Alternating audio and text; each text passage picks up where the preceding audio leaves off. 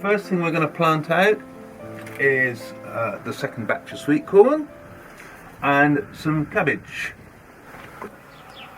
Okay, so I'm going to show you about mixing your crops, doing what we call polyculture, growing more than one thing in the same place. It has great advantages, particularly in a small garden, because you can actually get more out of the ground than you can by just planting one thing in one place. So here, for example, I've got sweet corn and I've got cabbage. I've got one plant that grows tall and fairly narrow and another plant that grows short and bushy. They make a good combination because they don't compete with each other for light. Well, not very much. This is actually one I haven't done before. The other ones I'll be showing you are ones I have done before, so it's great to experiment. These are some things that I've got. This is the space I've got to put them in, and it's just about right. Probably what will happen is that one of them will do really well and I'll get 100% of yield off that, and the other one will do, sort of 50%, and I'll get half a crop of that. So what I end up with is 150% of what I would have got if I just planted one crop.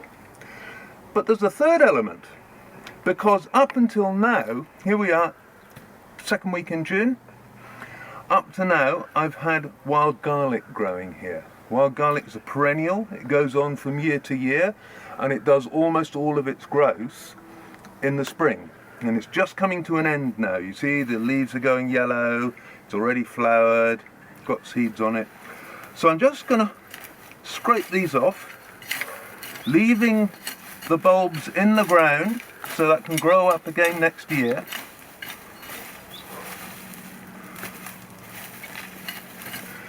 Just going as far as here. This is all the space we need. So I'm just using my trowel as a general purpose tool. I love this trowel. And then in here we're going to plant the mixture. I'm afraid I still measure things in feet and inches. Officially I'm metricated, but when I get into my own garden it's in feet and inches, and especially with this tool. This is my favourite tool.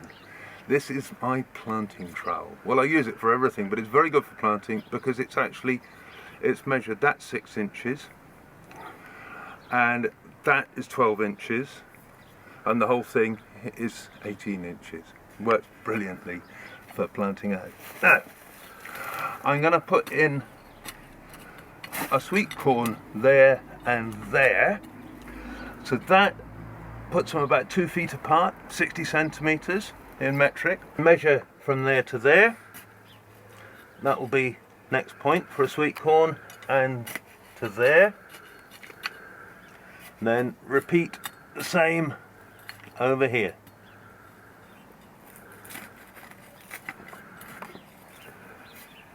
This is a little bit closer than I would normally put sweet corn, but there's 2 reasons for that.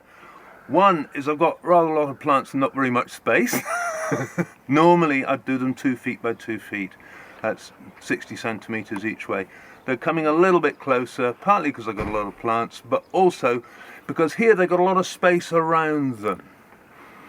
So all this space where I am here, the roots will go in under there, the roots will go in under there, so they can be a little bit closer together because they've got space around them. Now, next thing I'm going to do is to dig the holes. Now, I dig a hole and then I fill it with water.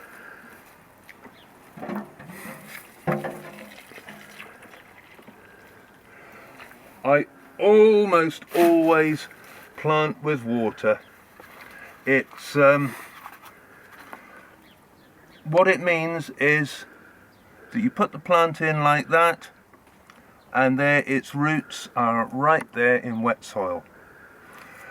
Cover up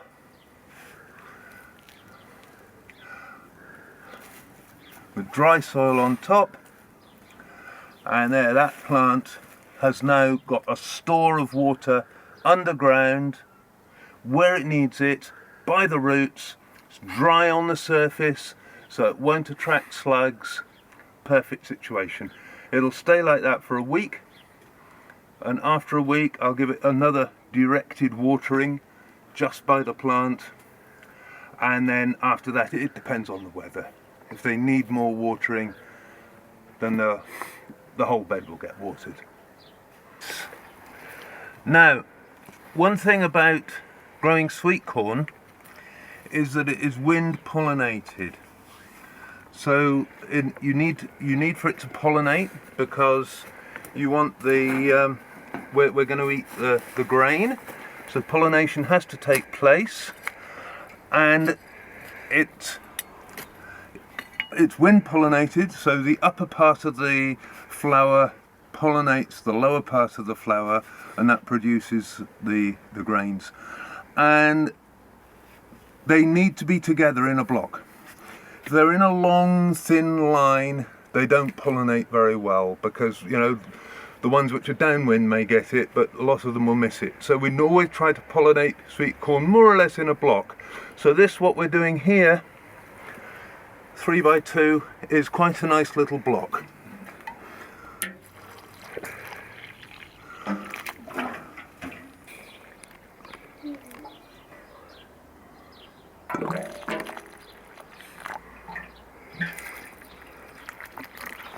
Okay, so the cabbages are going in. I've watered, and so there's a nice bit of wet soil for them down there. Just about ready to go out here, these cabbage. So they've filled up the modules. Got a nice block of soil there full of roots. Perhaps I could have planted them out a little bit earlier, but they're okay. Or I always grow my vegetables in these modules. Such a convenient way to do it, and you can plant out with the minimum of disturbance. If you grow bare rooted plants, when you plant it out, it's traumatic for the plant, because you're ripping it out of the soil and hoping it will make contact with the new soil. Well, it will make contact with the new soil, but there will be some days in which the roots of the plant aren't really fulfilling their function, whereas with these it's quite seamless. And there we have it, almost finished but not quite. This is the finishing touch. Mineral water bottles with the bottom cut out, and I'm going to place these over the plants. It's partly to protect them from the weather, but it's more actually to protect them from slugs, because over there, see, there's a lot of green material, the kind of thing that slugs like to live in. And so especially the plants closest to that green material are going to get each one its own little cozy, just for a few days, just till they start growing. I mean, this sweet corn plant is almost too big for its bottle already, so it won't be able to stay in there for very long.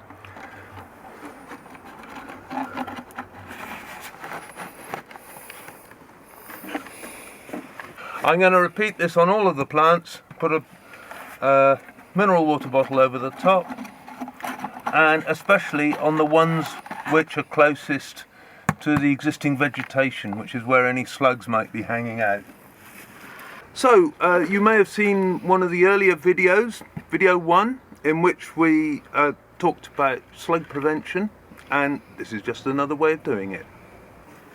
This is another mixture, again using sweet corn, which I planted earlier, but this time using squash. And squash and sweet corn work really well together in much the same way. One tall thin plant, one short bushy one. And usually I get about 150% of the yield that I would get if I'd only planted one. I've done this one many times before. This one's not an experiment. So I planted out this mixture of sweet corn and squash last week, and there was this one plant that I didn't plant because it was still too small. It needed another week in the greenhouse. So I'm going to plant it now, and just the same method that you saw me using earlier on. I dig a hole, so this time it's a little bit bigger. And the soil here is pretty dry. Hasn't rained for quite a while now, but that's no problem. because I'm just going to use the water right where it's needed, down below. So in goes the plant, into the wet soil. I put a little bit of soil around, some of the wetter soil around it, although as I say it's not really that moist because we've had a lot of dry weather. There we are, simple. So I hope this video has given you an idea of how you can mix, some ideas, some of the reasons behind it. I mean, really the main reason behind it is so that you can get more production out of a small space. Carefully designed polycultures, and a polyculture is just simply where you grow more than one thing in the same place. If they're carefully designed, they can increase the yield. If they're not carefully designed, you might end up crowding your things too much and end up getting virtually nothing. So you do need to think carefully about what you're doing, not get things too close together, and not mix things together unless you're quite sure that they're going to work. Or, well, you can experiment a bit, but you need to have a good idea of doing what you're doing. A good one to start with is that sweet corn and squash one that I showed you.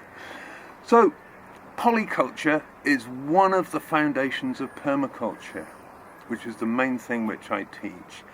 And what we're doing is we're imitating nature, because in nature you very rarely see one thing growing on its own. It's usually a mixture. It's usually a much more complex mixture than this. Here we're only mixing two.